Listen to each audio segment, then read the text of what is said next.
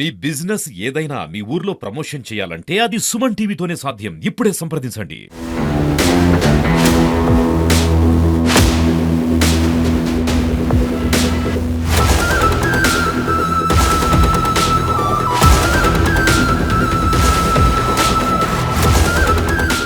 ఇక్కడ మనందరికీ తెలిసినది డ్రగ్స్ అనేది ఈ రోజుల్లో చాలా మంది దాన్ని ఎక్కువ యూజ్ చేస్తున్నారు. దాని వల్ల చాలా డిసడ్వాంటేజ్ అవుతున్నాయి. చాలా మంది దానికి అడిక్ట్ అయిపోతున్నారు.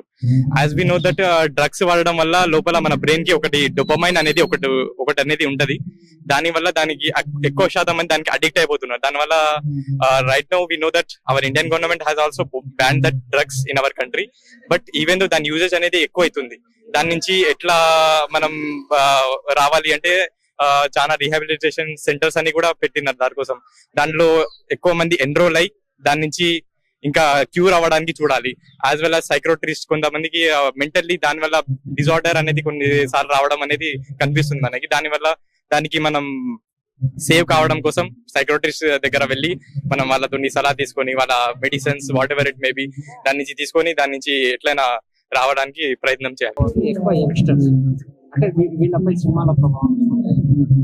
Yes, definitely. As we can see that చాలా సినిమాలు ఇప్పుడు movies many of the thing youth ఎక్కువ శాతం యూత్ దీని మీద ఫోకస్ అయి ఉంది.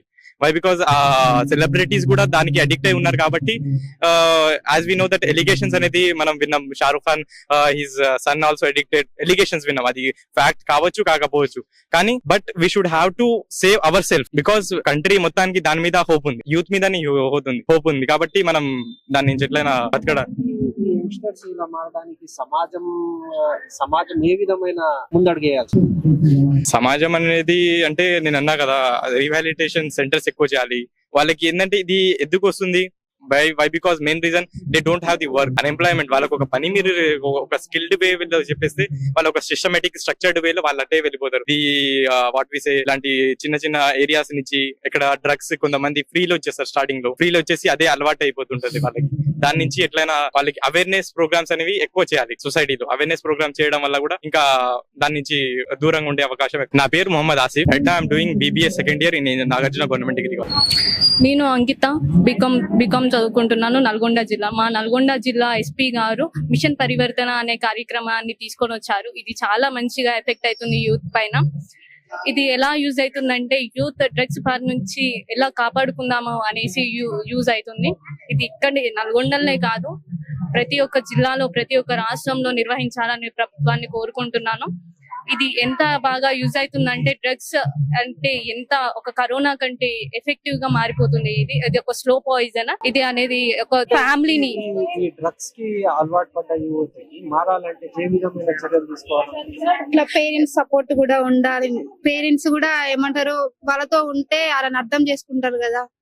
పేరెంట్స్ మాట్లాడుతుంటేనే తెలుస్తుంది. ఏమైనా టెన్షన్ లో కూడా తీసుకుంటారు లేదా మరి ఏమన్నా ఉంటాయి కదా. ఏ సందర్భాల్లో యువతపై సినిమా ఎఫెక్ట్ ఉంది, సోషల్ మీడియా ఎఫెక్ట్ ఇంకా చాలా బాగా ఉంది. సోషల్ మీడియాలో చూసి సినిమాలలో చూసి ఈ డ్రగ్స్ తీసుకోవడం మంచిగా ఉంటదేమో అనేసి ఇట్లా వాడడం జరుగుతుంది. కానీ అది చాలా నిషేధం. అది అసలు జరగొద్దు. ఇది చిన్నపిల్లల నుంచి పెద్దవాళ్ళ వరకు అందరూ ఈ డ్రగ్స్ అనేది తీసుకుంటున్నారు. కాబట్టి మన గవర్నమెంట్ అయినా మన పోలీసులు అయినా ఎవరైనా సరే దాన్ని అరికట్టడానికి చాలా అంటే పేరెంట్స్ వాళ్ళని గమనిస్తూ ఉండాలి. వాళ్ళకి వాళ్ళు ఏది ఇచ్చినా కూడా పేరెంట్స్ వాళ్ళు ఏది ఇచ్చినా కూడా పిల్లలు అనేది వాళ్ళని అది అంతవరకు అర్థం చేసుకోవాలి. వాళ్ళు పేరెంట్స్ అనేది అంతవరకు ఇవ్వగలరు. మీరు తప్పుడు దారిలోకి వెళ్ళొద్దు. ఎందుకంటే పిల్లలు వాళ్ళు చెప్పేయడానికి ట్రై ఉంటది కదా. మన పేరెంట్స్ అనేది టైం ఇస్తే మాట్లాడడానికి చనువు.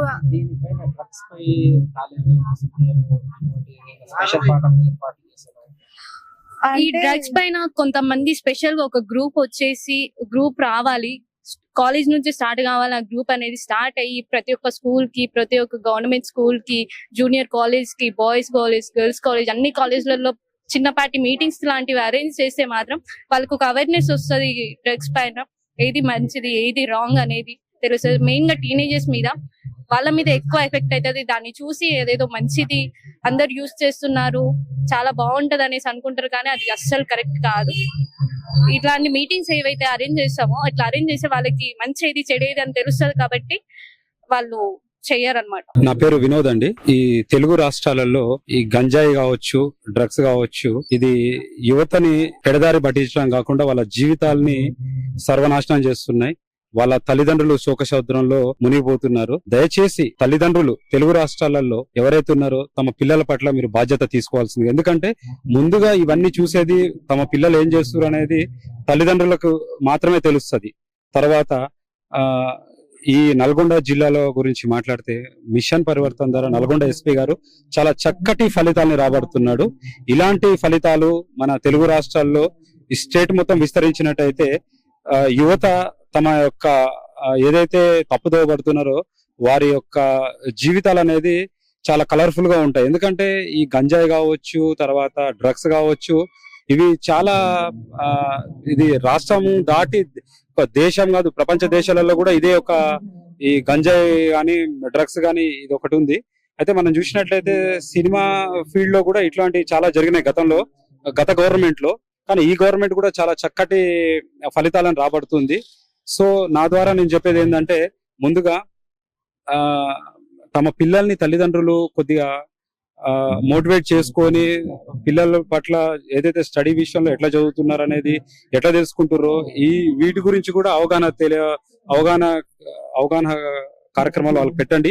జిల్లా వ్యాప్తంగా ఎస్పీ గారు శరత్ చంద్ర పవార్ నల్గొండ జిల్లాలో చాలా చక్కటి ఫలితాలు రాబడుతున్నాడు. స్కూళ్లలో గానీ, కాలేజీలలో గానీ యువతలో చిన్న పిల్లల దగ్గర నుంచి పెద్ద పిల్లల వరకు, చాలా వరకు పెద్దల వరకు ర్యాలీల రూపంలో కానివ్వండి, లేకపోతే ఒక మోటివేషన్ క్లాస్ రూపంలో కానివ్వండి, ఇలా పెడుతున్నారు. కలెక్టర్ గారు కానీ, నల్గొండ ఎస్పీ గారు కానీ చాలా శ్రద్ధ చూపెడుతున్నారు. రోజుకి ఒక అరగంట క్లాస్ రూపంలో పిల్లలకి ఈ డ్రగ్స్ గురించి మాట్లాడి మనం అవగాహన చేసినట్లయితే చాలా చక్కటి ఫలితాలు రాబడతాయి. తెలంగాణ ప్రభుత్వం కూడా చాలా చక్కటి ఇలాంటి ప్రోగ్రాంలు చేస్తుంది. చాలా సంతోషించాల్సిన విషయం. ఇది తెలుగు రాష్ట్రాలు దాటి వేరే స్టేట్లలో నుంచి కూడా ఈ గంజాయి రావడం జరుగుతుంది. దయచేసి యువత మేల్కోండి, మీ జీవితాలకి మీరే హీరోలు. ఎందుకంటే ఈ రోజు మీరు గంజాయికి అలవాటు పడితే మీరు గాని, మీ ఫ్యూచర్ బ్రైట్ ఫ్యూచర్ గాని, మీ తల్లిదండ్రులు గాని వారిని మాత్రం నిండా ముంచినట్లయితది. మీరు దయచేసి మీరు మీ ఫ్యూచర్ మీద అంటే మీ చదువు విషయంలో కానీ తల్లిదండ్రులు ఎంత కష్టపడుతున్నారో వాటి గురించి చూడండి. కానీ దయచేసి గంజాయి జోలికి పోకండి. గంజాయి కానీ డ్రగ్స్ కానీ మీ జీవితాలని సర్వనాశనం చేస్తాయి. మీకు చాలా చక్కటి ఫ్యూచర్ ఉంది.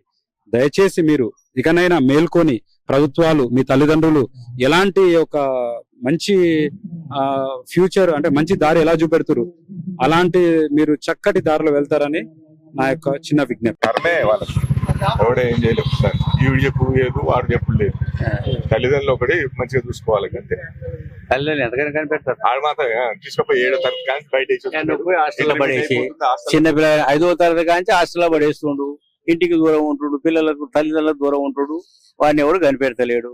కాబట్టి అక్కడ దోస్తులు దొంగ దోస్తులు ఏమైనా సావాసం చేసి ఆ సావాస దోషం వల్ల వాడు చెడిపోతుడు.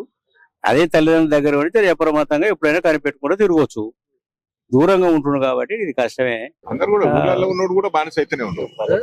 ఇవాళ ఇక్కడ పట్టణ అర్బన్ ఏరియాలో తిరిగిపోయే పిల్లలే కాదు, 18 సంవత్సరాల లోపు ఉన్నోడు, చదువు లేనోడు కూడా ఊర్ల పొంటి గొర్రెలు కాసుకుంటాడో బర్రెలు కాసుకుంటాడో పోయి ఆయనకు కూడా ఆడ అవైలబిలిటీ బాగుంది. ఏంటిది? గంజాయి, సిగరెట్లు మస్తు దొరుకుతున్నాయి. ఎవరు ఈ లింక్ షాపులు పెట్టిన వాళ్ళు అంటున్నాం కదా, అదే షాపులలో అదే వాళ్ళు ధనవంతులు అవుతారు, ఈయన అయిపోతారు. ఊళ్ళల్లో కూడా ఉన్నది ఈ పాన్ షాపుల మీద జర పోలీసు వాళ్ళు నిఘా పెట్టి కనిపెట్టుకుంటా ఉండాలి. వాళ్ళు పాన్లే అమ్ముతుర్రా ఇంకేమైనా అమ్ముతుర్రా అనేది కూడా కనిపెడితే కొంతవరకు నిర్మూలన చేయొచ్చు. గ్రామీణ ప్రాంతంలో కిరాణా కొట్లలో కూడా దొరుకుతూనే ఉంది ఈ మత్తు మందులు అనేవి. అవి ఏ రూపంలో సిగరెట్లు, బీడీలు ఏదో రూపంలో దొరుకుతుంది, తాగుతుంది. ఇది ఒక అర్బన్ హైదరాబాద్ తోనే సరిపోతలేదు. ఆ తెచ్చిన వాడు ఒరిస్సా నుంచి తెచ్చిన గ్రామీణ ప్రాంతాలు కూడా ప్యాకెట్ ఇట్లా అందుతున్నాయి, వచ్చేస్తుంది. పోలీసులు అగ్గట్లేదు. వాళ్ళు ఎంతసేవరకు పట్టుకున్న దాన్ని తగలబడుతుంటే పనికి వస్తారు కానీ చేయలేరు ఆ పనిని. అది నర్మగర్భంగా జరుగుతున్నప్పుడు మనకి యాక్సెప్టెన్సీ నేను తాగాలి తినాలి అనేవాడు అన్నం తిన్నట్టుగానే వాడు అది తినాలి తాగాలని అనుకుంటున్నాడు. మనం అన్నం తిన్నట్టుగా ఆడు తినాలి అనుకున్నాడు. సాట మీద వస్తుంది పోతుంది. ఇప్పుడు మందు తాగుతూనే ఉన్నారు. నిషేధించినప్పుడు మందు తాగు హోటల్ భోజనం చేసిన కంటే అధ్వానం అయిపోయింది. సరిపోతుంది, అయిపోయింది. మన జనరేషన్ 30 years నోడు ఇప్పుడు 15 years ఉన్నాడు. 30 years వచ్చే వరకు వాడు ఏం చేయలేకపోతాడు. 75% ఎవడో తల్లిదండ్రుల ఆధ్వర్యంలో లేకపోతే చుట్టాల బాధ్యత ఆడ ఈడవుని చదివిపిస్తున్నావు, లేకపోతే ఆట ఎందుకు పోతున్నావు అని చెప్పేటోడు ఉంటే ఏమైనా ఉంటే ఆడు ఒక సన్మానానికి వచ్చినోడు నడుస్తాడు. దానికి ఇవాళ ఊర్లలో కూడా ఉన్నంత వాడిని ఎవరో వాడు చేసే పని వాడు చేస్తుండు. అదేంది పీర్ గ్రూప్స్ ఫ్రెండ్షిప్ వెళ్ళిపోతుండు. ఎవడో లారీలో గీరులో ఏం చేస్తారు, ప్రతి ఊర్లో లారీ డ్రైవర్లు ఉన్నారు. 60-70 మంది ఉన్నారు. వాళ్ళు 15 రోజులకు ఒకసారి వచ్చిపోతారుగా. ఆయన 15 రోజులు వచ్చినట్టు మాల్ మసాలు తెచ్చిండు. ఈడు కూలికి పోయినోడు కూడా, లేకపోతే బల్లకాడి పోయినోడు కూడా, సొంత పని పోయినోడు కూడా అది ఇచ్చిపెట్టి ఫోన్ చేయగానే ఉరికొచ్చి ఆయన దగ్గర కూర్చుంటాడు. అమ్మ లేదు అయ్యలేదు. విన్నావా? ఇప్పుడు నేను ఆయనకి ఎప్పుడు 12 ఫోన్ వస్తుంది. పడేలా నాకు ఫోన్ వస్తుంది, నేను వెళ్ళిపోతూనే ఉంటాడు. ఆయనకి 1000 రూపాయలు పోతాయి. ఇస్తే ఇద్దులే రేపే ఇద్దు పట్టేలా మళ్ళీ రేపు సాయంత్రం వచ్చేస్తా అంటాడు, పోతాడు ఆయన అంతే. అటువంటి పీర్ గ్రూప్స్ లేదా లారీ డ్రైవర్లు వీళ్ళు వర్క్ చేస్తాడు. వీడేం చేస్తాడు, ఆయనకు వచ్చే వరకు ఈయన అరేంజ్మెంట్ చేయాలి. ఏంటిది కోడి పిల్ల కొంకనక్క అదేంది బయట తాగాలంటే కొంచెం అవుతున్నాయి కదా. డ్రైవర్లు అందరూ దిగి వస్తారు, డ్యూటీ దిగి వస్తారు. విజయవాడ హైదరాబాద్ దిగి వస్తారు. సండేనో లేకపోతే వాడు వచ్చిన రోజునో.